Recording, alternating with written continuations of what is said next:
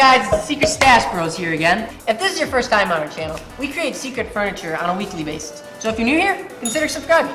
So in my YouTube feed, I've been getting these suggestions by YouTube to watch the infinity mirror table and the infinity mirror this, infinity mirror that. I watched it, they got millions of views on there, and I liked it and I was like, you know what? We can put our own twist on this. When you're making an infinity mirror, there's really only like 4 things that you really need. You need an LED strip, a mirror, solar film, which I don't actually have because it's not here yet, and a piece of glass, which, as you know from the thumbnail, we're making a chessboard infinity mirror. Yeah! If any of you guys have played Legend of Zelda Breath of the Wild, you know that it mixes technology and archaic playing style. I want this chessboard to be a mix of that. So I'm gonna put lots of Zelda designs on the outside of it to make it look Zelda-esque. In short, the way an infinity mirror works is that you have 2 mirrors, one being a one-way mirror and the other a regular mirror. A light source is then placed in between these two, allowing the viewer to see an infinite tunnel of light. In our last video, we used some of our 100-year-old barnwood to create a mirror with a coat rack. And since in Breath of the Wild, where you play in a world that was destroyed 100 years ago, I thought that this wood would be perfect for a Zelda-themed project. Now before you see the following set of scenes, you need to bear with us, because we were at this for almost 2 hours before we finally got a piece of the mirror that was good enough for us to use. Our biggest problem was that when we were trying to crack the glass, the fracture lines would shoot off into the piece that we were trying to use. We even tried scoring it along the back, and that still didn't help. Hold it, come on. Ready? We went too fast. After 3 failed attempts, we eventually went back to our old mirror that we used on the last project. Wait. Alright. Oh my gosh, that was so scary. We still gotta do it one more time though. Right. We just... Not seem very Right there. Ready? scary to you guys. Oh! Yes! Oh, come on. Are you gonna use it? No, we're not going to use this piece. Because it's got crap on there. Here we go again. Okay, curse you, whoever put that black dot on the back of the mirror. Someone's gonna pay for that. I'm so wore out from cutting mirror. I don't feel like working anymore. Well, now we can actually do some fun stuff. After we finally got our mirror piece cut out, we had to pick out the pieces that we were going to use for the bottom of our chest box. Since the lumber is really old, we had to square it up on our joiner and then glue the pieces for our bottom. Then we picked out the pieces for our sides and cut them out on the table saw.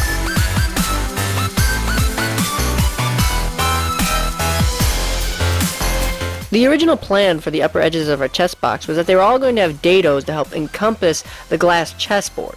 However, we made a couple of wrong cuts, which forced us to only keep 2 of the sides with 2 dados. For the 2 pieces without dados, we had to cut some trim pieces out of our old pieces so that it would help hold the glass in place. Once we fixed our mistake, we glued and nailed all of our side pieces together, and then took 2 of the sides over to the table saw to cut out some drawers.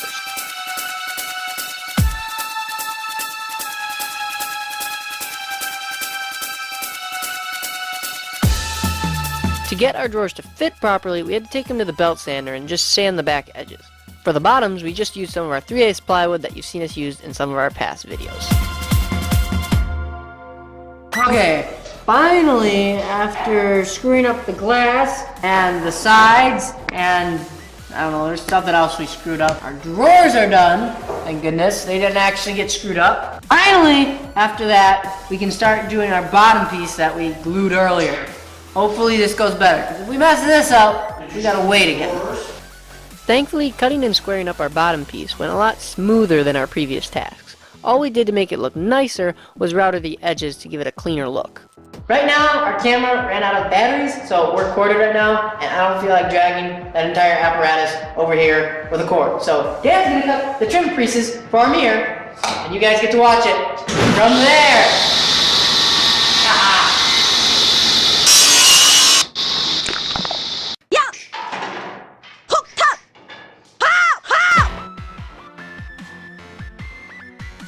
Now you could have used 4 different trim pieces to hold up your mirror, but we thought 2 was sufficient. The boards that we used for our runners were actually some old pine trim pieces that we had lying around the shop. We just figured we might as well use them up. And then we decided to see if our mirror would fit.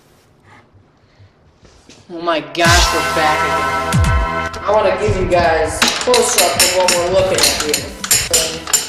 Slowly back. Please stay on the line. Please stay on the line. Ready? Yeah. Booyah! Now does it fit still? Go see if it fits. No, I gotta cut it one more way. That's manageable. Now go see if it fits. Hey, let me follow you. Just turn that. All right, good. It fits. All right. For the trim pieces that would go around our mirror to cover up the sharp edges, we went with our 3/8 plywood again.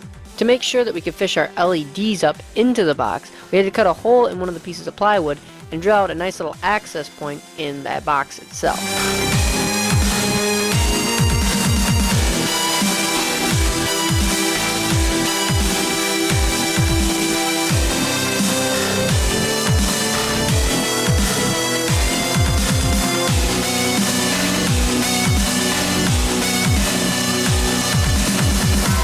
One of the reasons that you want to paint the panels that hold your LEDs black is because you want to enhance the infinity effect. If there's too much light inside the box, the portal won't extend as far as it could.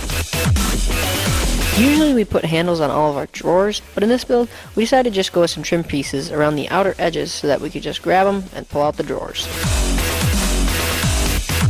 One feature that we added that you don't have to do yourself is we put magnets in these little blocks here. We put them at the very back of our drawers so that just in case the chest ever tipped one way or the other, the chest pieces wouldn't fall out.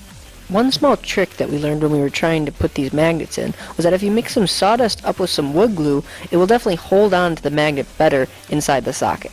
Sadly, because we didn't think of these beforehand, we had to take some of the panels out that were going to hold our mirror so that we could actually install these things.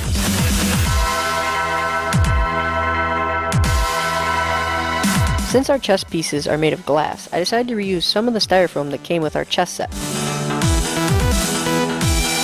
Usually I only have like a couple hours to wood burn this thing, but I'm gonna have a couple days, so I'm gonna take this thing home and I'm gonna go as hard as I can at wood burn this thing. I'm gonna go all out. I'm gonna put as many designs as I can because I usually don't get to do that. In fact, I'll probably make an entire video just on that. I'll add a couple clips in this one, but I'm gonna have a whole entire other video of me etching it. Now, I'm not going to show you all the different etchings that I put on this box in this video. There's just way too many different details for me to cover in one sitting. So if it's been more than a week since this video's release, you should see a little infographic card in the right hand corner where you can go and check that video out. And I would suggest you do because I really enjoyed doing this even though it took me forever. In the beginning, we weren't originally going to put a secret compartment in this chest set. However, since our film is not here yet, we got the time to do it. The way to unlock the secret compartment is going to have something to do with this type of writing. This one up top doesn't have anything to do with it, but we're going to put some in other places that's going to kind of guide you on how to unlock it. So it'll be very Zelda-esque. Below the panels where our mirror is going to sit, there's a small space of about 1 inch or 2 that's going to serve as our secret compartment. We used a piece of 1/4 inch plywood to act as our door and then embedded magnets so that it would stay attached to the top of the box. At first we tried using 8 of our tiny 2mm magnets, but those were too small to actually hold up the board. So along with 8 of the mini magnets, we added 4 bigger ones to help support it. So, what did you can buy these springs like this at Menards. You got this sheet metal there. What I'm going to do is I took that spring and I cut it. I'm going to smush that down in here eventually. What I need to do is clean out an area in here for this to sit in here so that when the drawer slides back in, this part is going to lock in place. Thank you! Before we could install our locks, we had to carve out a small cubby for the spring and the plate to sit in. And while it's kind of hard to see here, the spring sits in between the bent piece of metal, giving us an elastic lock that will catch the edge of this block that you see Dad cutting here. And just like on the bottom of the box, we had to carve out a small hollow, but this time for the lock to catch on the little wooden block.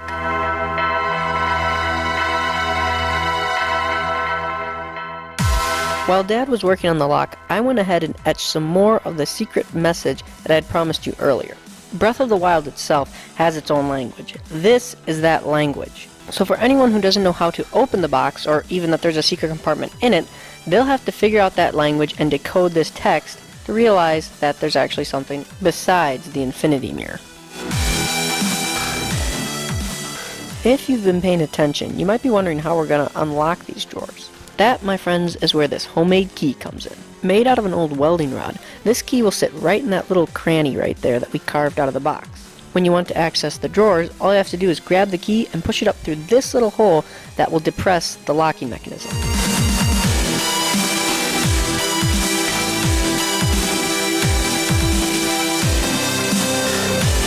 Just in case you're wondering, we used a natural wood stain to finish this one off because it made it look absolutely amazing. Okay, so we just got done staining this thing, and I gotta be honest, I'm kind of geeking out a little bit. Like, it's starting to really come together. Right now, we're gonna be putting the mirror in and the LEDs. My only fear is that the chessboard that I bought, that it might muddy up the light when you look into the infinity mirror. It just might muddy it up so where it doesn't look like an endless tunnel. So hopefully that doesn't happen.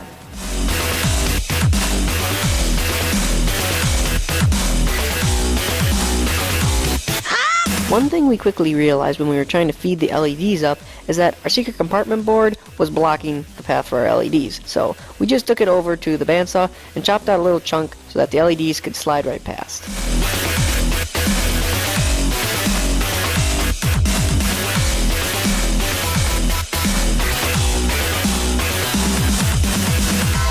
Guys, the only thing left to do is wait for the film. Don't ever order anything directly from China. Before you begin assembling your infinity mirror, make sure to clean both the bottom mirror and the top mirror. One thing we're not going to show you in this video is that we accidentally ended up erasing the checkerboard on our original piece. So we had to go and redo a checkerboard, which was a fun experience in and of itself, but we'll make an entire video on that later. That's why the checkering looks different in these clips.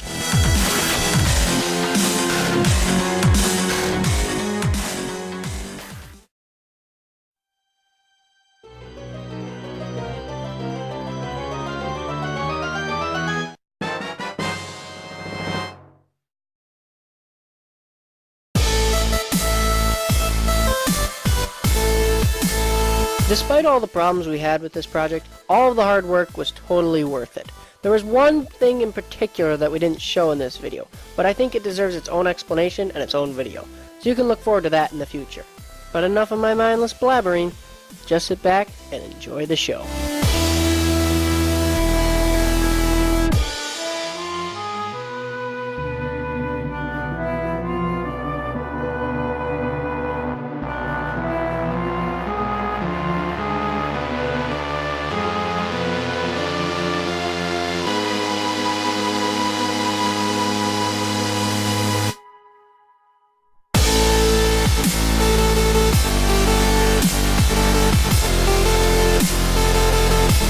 Hey, thanks for watching, guys. If you like this build, make sure to smash that like button.